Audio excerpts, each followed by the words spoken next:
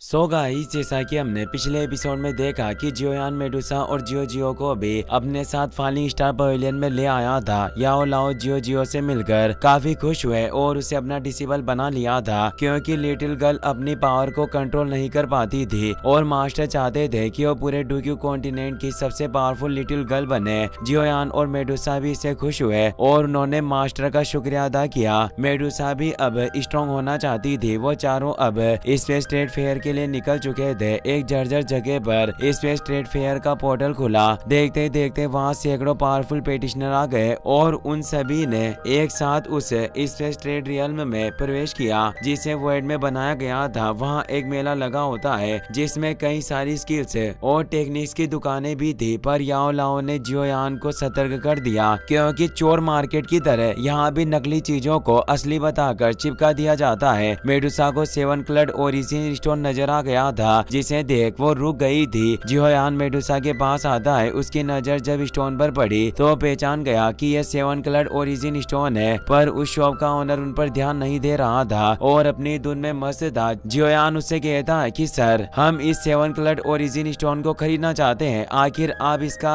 किस तरह से ट्रेड करेंगे। वो आदमी उन्हें देखकर सोचता है कि इन्होंने जिस तरह के कपड़े पहने हुए हैं उसके हिसाब से ये बिल्कुल भी नॉर्मल नहीं लग रहे, इसलिए मुझे चालाकी से काम लेना होगा। पहले मैं इन्हें काफी हाई प्राइस बताऊंगा, फिर धीरे धीरे पता लगाऊंगा कि ये मुझे कितनी कीमत दे सकते हैं। और वो कॉन्फिडेंस के साथ कहता है कि इस ओरिजिन स्टोन के बदले तुम्हें 8वें लेवल की 2 मेडिसिनल पिल को देना होगा और उन दोनों पिल्स की क्वालिटी 3 कलर्ड पिल लाइटनिंग जितनी होनी चाहिए। आसपास मौजूद सभी लोग इसे चौंक जाते हैं और कहते हैं कि आदमी काफी ज्यादा लालची है और ये इन्हें लूटना चाहता है। हमेशा ये उन लोगों का फायदा उठाने की कोशिश करता है जो चीजों की असली वैल्यू नहीं जानते। पर जियोयान कहता है कि मुझे डील मंजूर है और वो एक बोतल निकालकर उसे दे देता है और उस 7 क्लड ओरिजिन स्टोन को ले लेता है। वो शॉपकीपर हैरान हुआ। उसे समझ नहीं आ रहा है कि आखिर इसने बिना किसी मोल भाव के इसे कैसे खरीद लिया। जियोयान उस 7 क्लड ओरिजिन स्टोन को मेडुसा के हाथों में सौंप देता है। मेडुसा इसके लिए जियोयान को थैंक्स कहती है। उस शॉपकीपर को शक हुआ कि कहीं ये मुझे नकली गोलियां देकर मेरे साथ प्रैंक तो नहीं कर रहा, और उस बोतल को खोलकर देखता है उसमें से काफी इंटेंस एनर्जी निकल रही थी, जिसे देख आसपास के लोग भी मोहित हो गए, क्योंकि ये वाकई टियर 8 क्लास की 2 पिल्स थी जो 3 क्लड पिल लाइटनिंग से गुजरी थी। सभी लोग कहते हैं कि इस लड़के ने तुरंत इन पिल को बिना बार्गेनिंग के दे दिया।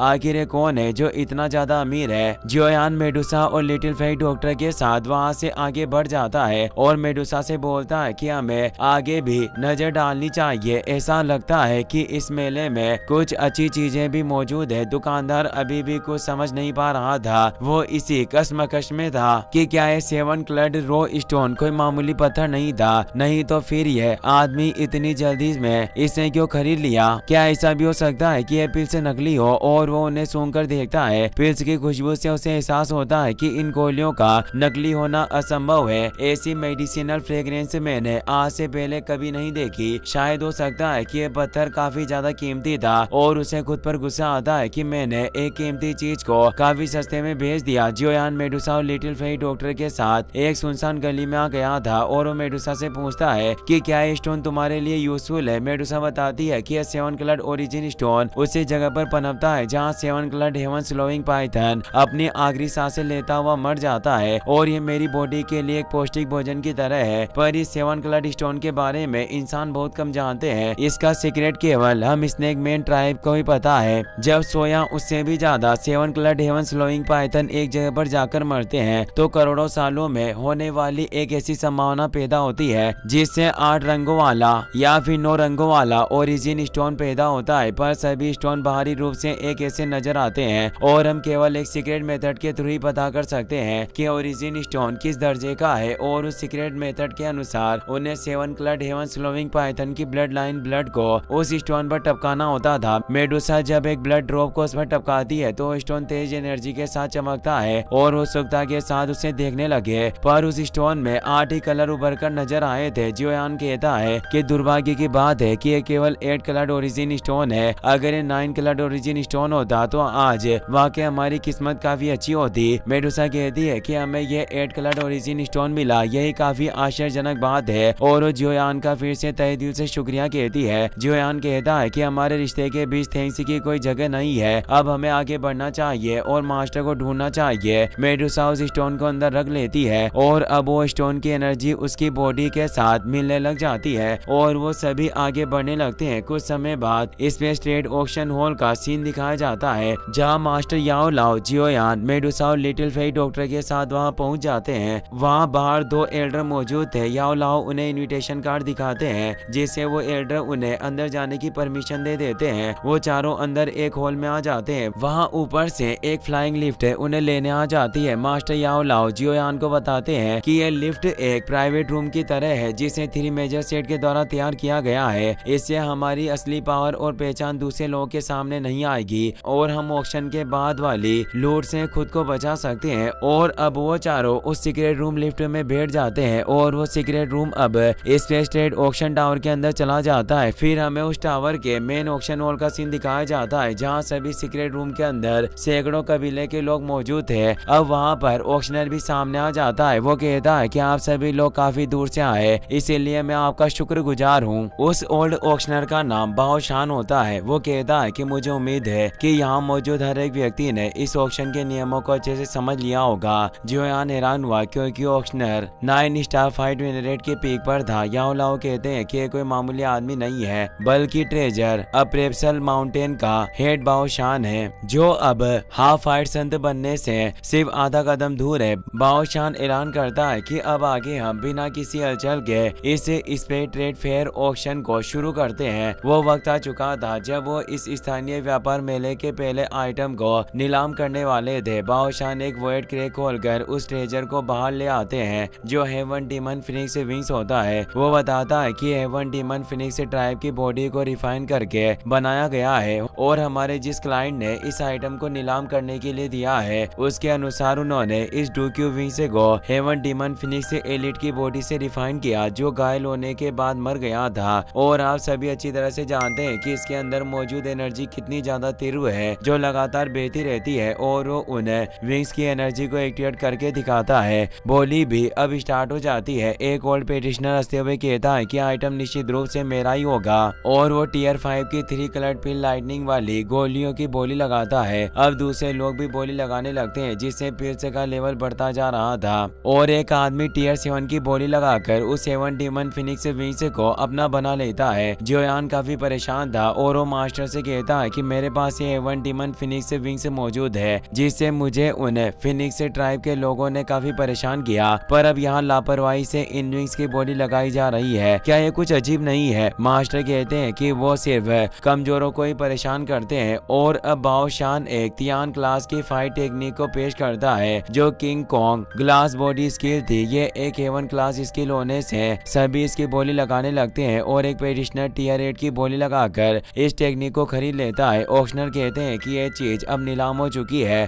और अगली चीज एक हेवन अबेसल पॉइजन कोडेक्स है, जिसे पॉइजन सूत्रा स्क्रॉल नाम से भी जाना जाता है, जिसकी शुरुआती प्राइस इसके सामान की ही मेडिसिनल पिल्स होगी। लोग उसकी भी टीयर 8 पिल्स के साथ बोली लगाने लगते हैं। इस पॉइजन कोडेक्स को देखकर लिटिल फेई डॉक्टर हैरान हो गई। वो उसे लेना चाहती थी। जियोयान उसे व्याकुल देखकर समझ गया कि लिटिल फेई डॉक्टर इस कोडेक्स के जरिए अपने पावर को बढ़ा सकती है, इसीलिए वो कहता है कि मैं पॉइजन सूत्रा स्क्रॉल के लिए 2 5 कलर्ड पिल लाइटनिंग वाली टीयर 8 पिल्स की बोली लगाता हूँ। सभी ये देखकर हैरान रह गए और वो लोग कह रहे थे कि पॉइजन सूत्रा निश्चित रूप से काफी रेयर है, पर ये इतनी हाई ग्रेड की पिल के लायक नहीं है। आखिर लड़का कौन होगा जो इतना अमीर है? जियोयान इससे थोड़ा परेशान होता है क्योंकि वो सोच रहा था कि मेरी इस बोली से 100 से ज्यादा लोगों की नजरें हमारे इस प्राइवेट चेंबर पर पड़ गई होगी और वो हमें ट्रैक करने की कोशिश करेंगे। पर अब वो पॉइजन स्क्रॉल की बिड जीत चुका था, जिससे ऑक्शनर उस स्क्रॉल को जियोयान के पास पहुंचा देता है। जियोयान उस स्क्रॉल को लेकर लिटिल फेई डॉक्टर को थमा देता है, जिससे वो खुश हो जाती है और वो जियोयान को थैंक्स कहती है। ऑक्शनर बोलते हैं कि इस समय तक इस स्पेस ग्रेड फेयर में सब कुछ बहुत ही रेयर चीजों की बोली लगाई गई है, पर अगला आइटम काफी खास होने वाला है, जिसके बारे में आप सभी ने जरूर सुना होगा, जो प्यूरिफाइंग डेमोनिक लोटस फ्लेम का एक टुकड़ा है और वो टुकड़े को सभी के आगे शो करते हैं। जियोयान ये देख चकित रह गया। फाइनली जिस चीज की उसे तलाश थी वो अब उसके सामने आ गई थी। एक एल्डर 6 कलर्ड पिल लाइटनिंग वाली 3 टीयर 8 पिल की बोली लगाता है। बोली आगे बढ़ने लगी। सभी जानते थे कि प्यूरिफाइंग डेमोनिक लोटस फ्लेम कितनी खास है। ये हेवनली फ्लेम रैंकिंग में तीसरे नंबर में थी, जिससे बोली 8 टियर 8 पील तक पहुंच गई थी, जिसकी क्वालिटी 6 पील लाइटिंग तक होती है। तभी एक पेटिशनर जो 2 लड़कियों के साथ वहाँ मौजूद था वो 5 टियर 8 की बोली लगाता है, जिसका ग्रेड 7 क्लड पील लाइटनिंग के जितना था। 7 क्लड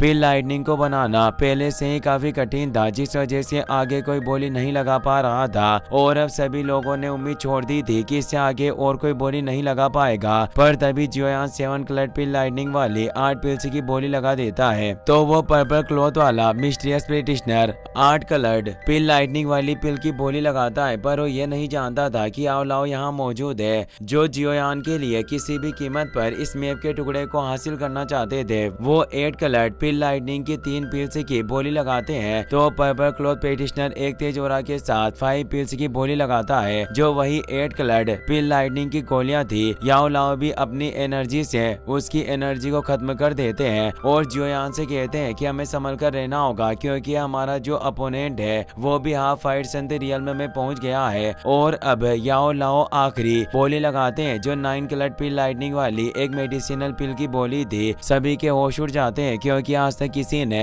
9 क्लड पील लाइटनिंग पिल नहीं देखी होती और अब पर्पल क्लॉथ पेटिशनर भी इसके आगे बोली नहीं लगा सकता था। ऑक्शनर याओलाओ को बधाई देते हुए कहते हैं कि लेन देन अब पूरा हो चुका है, ये प्यूरिफाइंग डेमोनिक लोटस फ्लेम का टुकड़ा अब आपका है। याओलाओ से ले लेते हैं और उसे आखिरी टुकड़े को जियोयान को सौंप देते हैं। याओलाओ कहते हैं कि पर्पल क्लॉथ वाला मिस्टीरियस पर्सन कोई कमजोर आदमी नहीं है, इसीलिए हमें इस ऑक्शन से निकलने के बाद काफी सावधान रहना होगा और तुम्हें इस मैप को भी काफी संभाल कर रखना चाहिए। जियोयान उनकी बात समझ आता है, पर अभी भी नीलामी पूरी नहीं हुई थी। ये प्यूरिफाइंग डेमोनिक लोटस फ्लेम सिर्फ दूसरे नंबर का ऑक्शन आइटम था और अब सभी काफी उत्साहित है कि आखिर आखिरी आइटम क्या होगा। ऑक्शनर कहते हैं कि हमारे इस स्ट्रेट फेयर में इस बार आखिरी आइटम कुछ भी नहीं है, बल्कि मेरे पास आप सभी के लिए एक जानकारी है और ये समाचार यहाँ मौजूद सभी लोगों के लिए है। मैं जानता हूँ कि आप सोच रहे होंगे कि इसके लिए आपको पैसे देने होंगे, पर यह जानकारी बिल्कुल फ्री है। ऐसा इसीलिए है क्योंकि इससे काफी बड़ी हलचल मच सकती है, इसीलिए हमने इसे आखिरी नंबर पर रखा। और वो बताते हैं कि आप सभी ने